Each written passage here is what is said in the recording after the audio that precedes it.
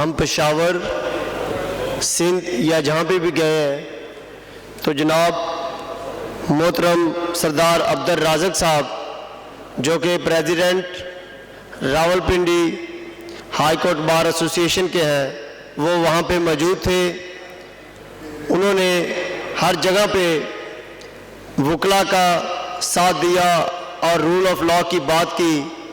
सुना है वो बोले तो बातों से फूल झड़ते हैं, सुना है वो बोले तो फूल झड़ते हैं, सो उनसे बात करके देखते हैं। मेरी गुजारिश है जनाब सरदार अब्दुल राज़िक खान साहब से कि वो आए और अपने ख्यालात का इज़हार करें।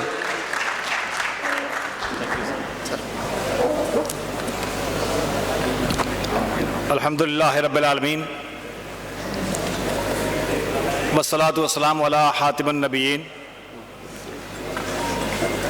आज की इस तकरीब के मेज़बान और सदर जनाब चौधरी मकसूद भुट्टर साहब, Lahore high court bar, stage में बैठे हुए कायदीन, ख्वातीन व हज़रात, अस्सलामु अलैकुम। मैं सबसे पहले चौधरी मकसूद भुट्टर साहब को और लाहौर हाई कोर्ट बार को, उनकी पूरी कैबिनेट को आज का ये कामयाब कन्वेंशन मुनक़्क़द करने पर दिल की गहराइयों से मुबारकबाद पेश करता हूँ। मकसूद भुट्टर साहब ने अपने साथ साथ हमें भी मेज़बानी का शर्फ बख्शा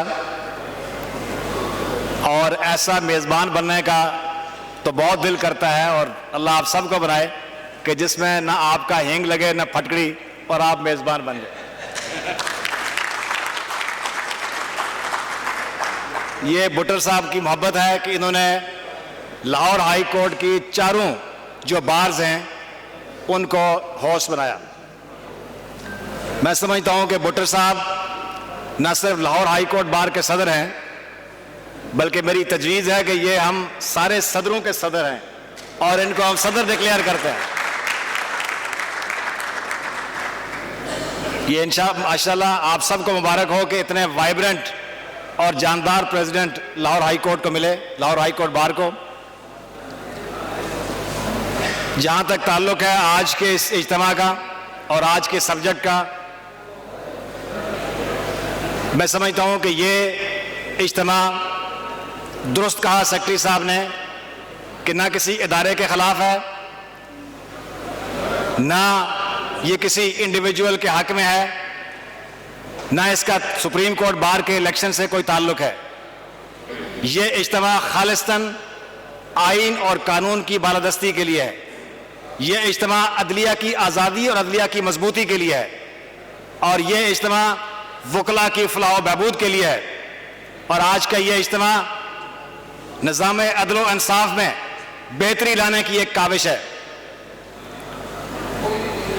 बेहतर होता कि जो आज का ये उन्वान है कि हाई कोर्ट से सुप्रीम कोर्ट में जजेस की तैनातियाँ, मैं समझता हूँ कि बेहतर होता कि आला अदलिया में जजेस की तैनातियाँ अगर इसको सब्जेक्ट बनाया जाता आज का मौजू, तो वो ज़्यादा बेहतर होता। इसलिए कि सुप्रीम कोर्ट में तैनातियों से ज़्यादा मेरे नुक्ता नज़र यह है कि असल इशू वो हाई कोर्ट्स में एलिवेशंस का है जो पाकिस्तान के चारों सूबों में होती हैं। और बदकिस्मती से उन तैनातियों में मेरिट के बजाय जजेस से रिश्तेदारी, जजेस के बेटे, उनके दामाद, उनके भतीजे और उनके चैम्बर से लोगों को कंसिडर किया जाता है। ये असल इशू है। सीनियरिटी का जो इशू आता है वो भी बाद में इसी से पैदा होता है कि कई दफ़ा आपके बहुत ही अच्छे लोग, बड़े कॉम्पिटेंट लोग, वो सिर्फ किसी की पसंद नापसंद की नज़र होते हैं और वो हाई कोर्ट्स में नहीं पहुंच सकते और उनसे जूनियर लोग एलिवेट हो जाते हैं। और बाद में जब उनकी बारी आती है, कहीं मेरिट किसी न किसी को कंसिडर करना पड़ता है, तो फिर वो हाई कोर्ट में पहुंच के जूनियर हो जाते हैं। तो इसलिए रूट काज जिसको एड्रेस करना चाहिए वो हाई कोर्ट में एलिवेशन है। मैं समझता हूं कि ये वक्त आ गया है कि इस बात को हम मजबूती से प्लीड करें और इसको असर्ट करें कि हाई कोर्ट्स में मेरिट का बोलबाला होना चाहिए। एलिवेशंस हो बाहर से एक शख्स जिसकी कोई लॉबी नहीं है, जिसका कोई रिश्तेदार नहीं है जुडिशरी के अंदर, जिसका कोई और उसके पीछे नहीं है, उसको मेरिट की बुनियाद के ऊपर कंसिडर होना चाहिए ताकि ये इदारा बेहतर हो और आजादी से फैसले कर सके। जहां तक ताल्लुक है सुप्रीम कोर्ट में एलिवेशंस का, तो मैं समझता हूं आइन का भी ये तकाजा है कि सीनियरिटी, अगरचे इसमें कोई शक नहीं है कि seniority is one of the considerations, but seniority is not the sole consideration. आपको सीनियरिटी के साथ साथ मेरिट भी देखना है, हाई कोर्ट के जज की परफॉर्मेंस को भी देखना है, आपको उसकी इंडिपेंडेंस को भी देखना है, आपको उसके फैसलों को भी देखना है कि वो कितनी इंसाफ पसंदी से, कितनी जुडिशल इंडिपेंडेंस के साथ वो फैसले कर रहा है। तो इसलिए मेरा अपनी ये जाती ये राय है कि अगर हाई कोर्ट्स में से पहले 4-5 जजेस में से सीनियरिटी को, प्रिंसिपल को भी देखते हुए, उस जज के मेरिट को भी देखते हुए, उसकी परफॉर्मेंस को भी देखते हुए अगर किसी को सुप्रीम कोर्ट में एलिवेट किया जाए तो इसमें कोई हर्ज नहीं है। मेरे भाइयों और दोस्तों,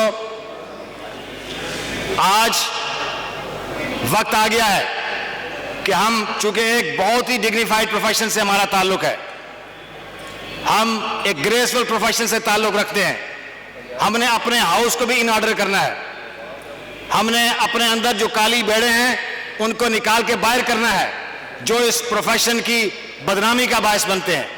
यह प्रोफेशन जो आइन और कानून का कस्टोडियन है, जो प्रोफेशन जो पाकिस्तान की बेहतरी की बात करता है, जो अदलिया की आज़ादी की बात करता है, जो लोगों को इंसाफ फराहम करने की बात करता है, जो हमेशा आइन और कानून की बात करता है और एक दानिश्वरों का प्रोफेशन है, पढ़े लिखे लोगों का प्रोफेशन है, इसके अंदर कुछ लोग अपनी कुछ हरकत की वजह से वो इस प्रोफेशन को जो है बदनाम करते हैं। तो मैं समझता हूं कि इनके खिलाफ हमारी बार काउंसिल्स को और बार एसोसिएशंस को एक्शन लेने की जरूरत है।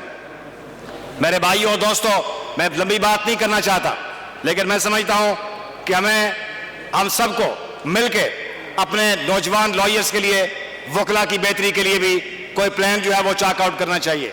और आज की रेजोल्यूशन में ये बात दुरुस्त तौर पर लिखी गई है कि सुप्रीम कोर्ट में जो जजेस की एलिवेशन है उसके लिए, चूंकि आइन में तो सिर्फ 2 ही बातें दी गई हैं, कोई और ऑब्जेक्टिव क्राइटेरिया जो है वो इस वक्त मौजूद नहीं है, तो वो ऑब्जेक्टिव क्राइटेरिया, वो पैरामीटर्स वो सेटल करने की जरूरत है ताकि किसी को इस बात का कोई एतराज ना हो कि जो एलिवेशन होती हैं उनमें क्या खराबी है।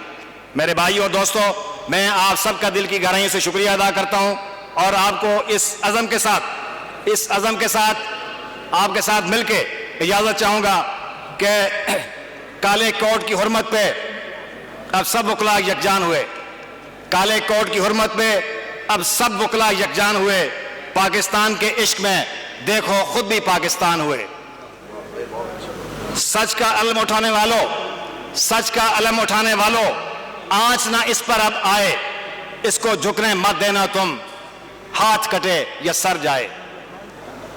तुमने पाकिस्तान बनाया, तुम ही पाकिस्तान बचाओगे, कानून की बालादस्ती हर सूरत बनवाओगे। वाखिर दावाना अनिल हम्दुलिल्लाहि रब्बिल आलमीन।